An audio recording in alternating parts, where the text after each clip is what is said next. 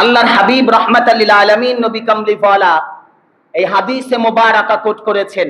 হযরতে আলী রাদিয়াল্লাহু তাআলা আনহু হাদিসের বর্ণনাকারী। কে বলেন বলেন কে? নবীর সাহাবী হযরতে আলী রাদিয়াল্লাহু তাআলা আনহু হাদিসের বর্ণনাকারী। এই হাদিসটা শুনলে অনেকের আজকের কপাল কুঁচকে যাবে, চোখ কপালে উঠবে, এমন একটা হাদিসে মুবারাকা শুনুন।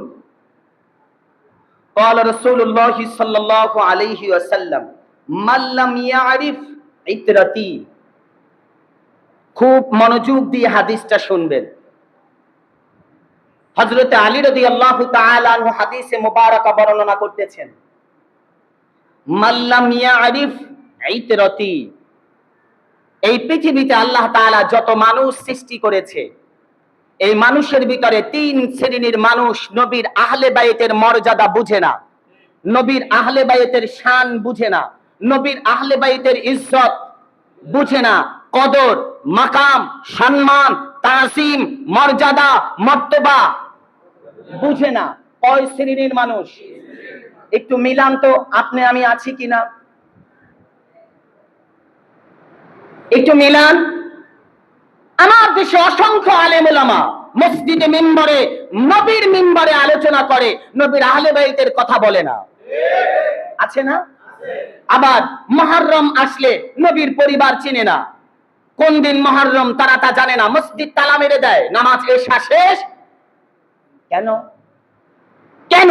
নবীর আহলে বাইতের সাথে যদি তোমার সম্পর্ক না হয়, খোদার কসম জান্নাতে যাওয়া পৃথিবীর কোন মানুষের পক্ষে সম্ভব হবে না, হবে না, হবে না।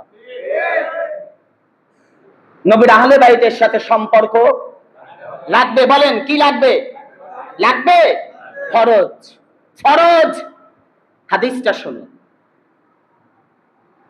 আল্লাহর হাবিব সাল্লাল্লাহু তাআলা আলাইহি ওয়াসাল্লাম বর্ণনা করেছেন, হযরত আলী রাদিয়াল্লাহু তাআলা আনহু হাদিসের রাবী,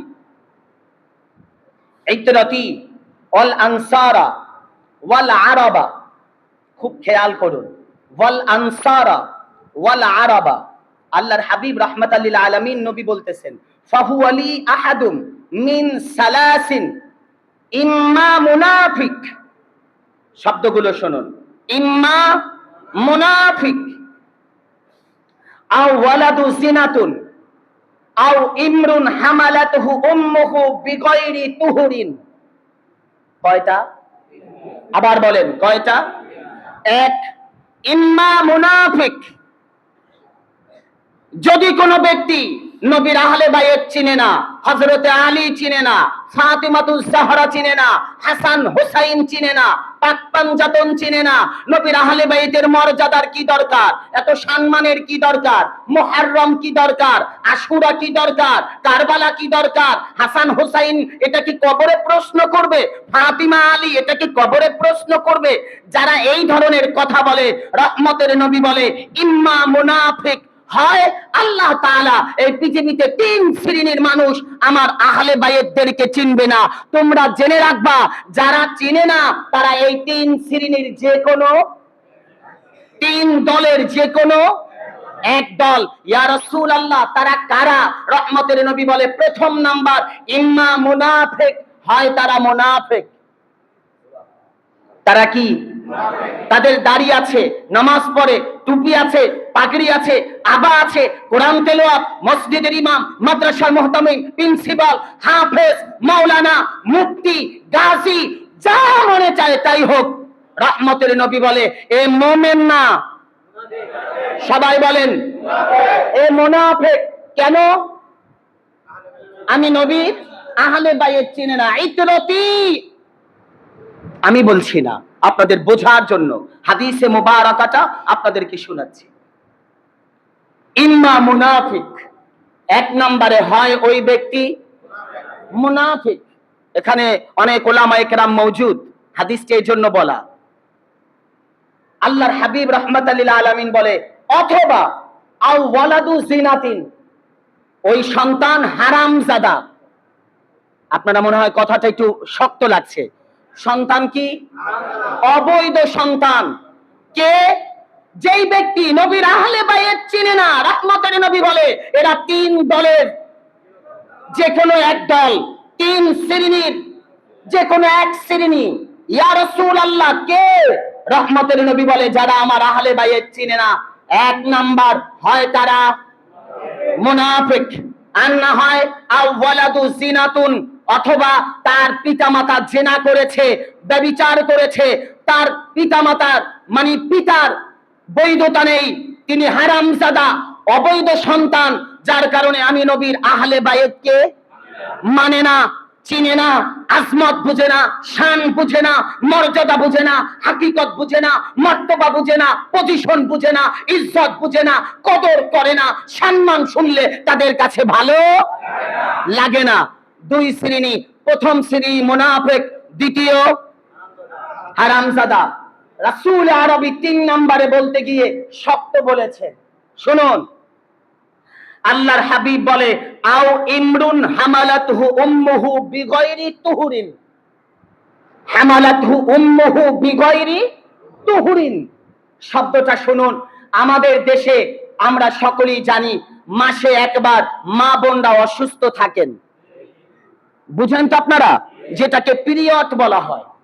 আল্লাহর হাবিব রাহমাতাল লিল আলামিন বলেন এই সময়ে স্বামী স্ত্রী একত্রে থাকা হারাম। বলেন একত্রে থাকা হারাম, কোরআন ধরে পড়া হারাম, নামাজ পড়া হারাম, রোজা রাখা হারাম।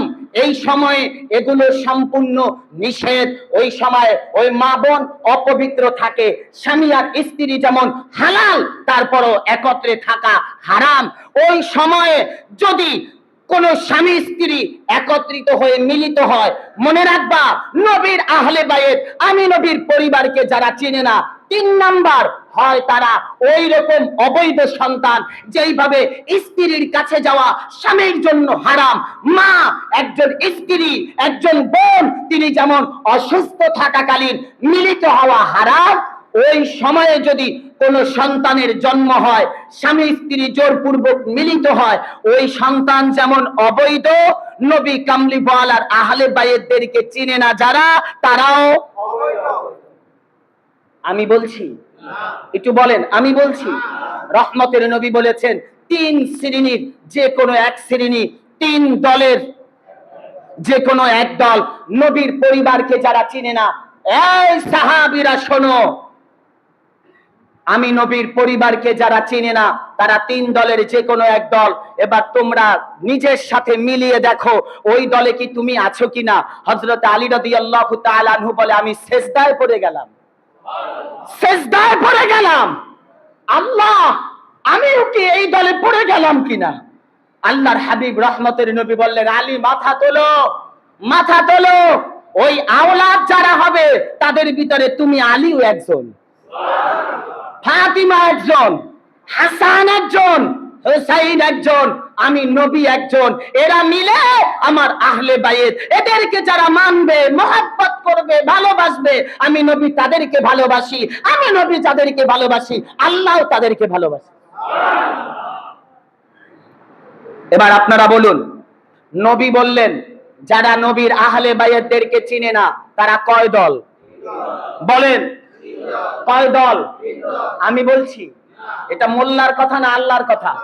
আল্লাহর হাবিবের জবান দিয়ে বের করা মানে ইন হুয়া ইল্লা ওয়াহয়ু ইউহা। নবী একটা কথাও বলেন না যতক্ষণ আল্লাহ তাআলা তাকে বলতে না বলেন। পবিত্র কোরআন 27 নম্বর পারা সূরা নাজমের 5 নম্বর আয়াতে আল্লাহ বলেছে, আল্লাহর হাবিব বলে 3 দলের যে কোনো এক দল কারা?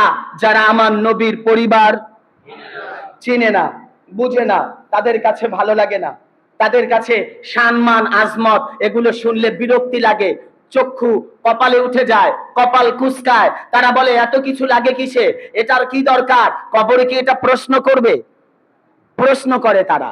আপনারা বলেন কবরের প্রথম ঘাঁটি যেটা, এই ঘাঁটিতে যদি কেউ আটকায় তার আর উপায় আছে? বলেন আর উপায় আছে? প্রথম ঘাঁটির প্রশ্ন হলো ঈমান। বলেন কবরের প্রথম ঘাঁটির নাম কি? কবর। এই কবরের প্রথম ঘাঁটির প্রথম প্রশ্নগুলো হবে কি? ঈমান। আর আখিরাতের জিন্দেগির ঘাঁটি প্রশ্নের উত্তর হবে, প্রশ্ন হবে আমল। বলেন কি? আবার বলেন কবরের প্রথম প্রশ্ন, কবরের প্রথম ধাপ ঈমান, আর আখিরাতের প্রথম ধাপ আমল দিয়ে। আপনারা কি বুঝতেছেন? তাহলে ঈমান, এটা নবীর আহলে বায়াতের মুহাব্বত, নবীর মুহাব্বত, এটার নাম ঈমান। এই ঈমান যার অন্তরে আছে, আল্লাহ তার ইজ্জত, সম্মান, মর্যাদা দুনিয়া আখিরাতে বাড়ায়া দিবে। বলেন সুবহানাল্লাহ। আমরা কি নবীর আহলে বায়াত, নবীর পরিবারের মর্যাদা, সম্মান, ইজ্জত করতে পারবো?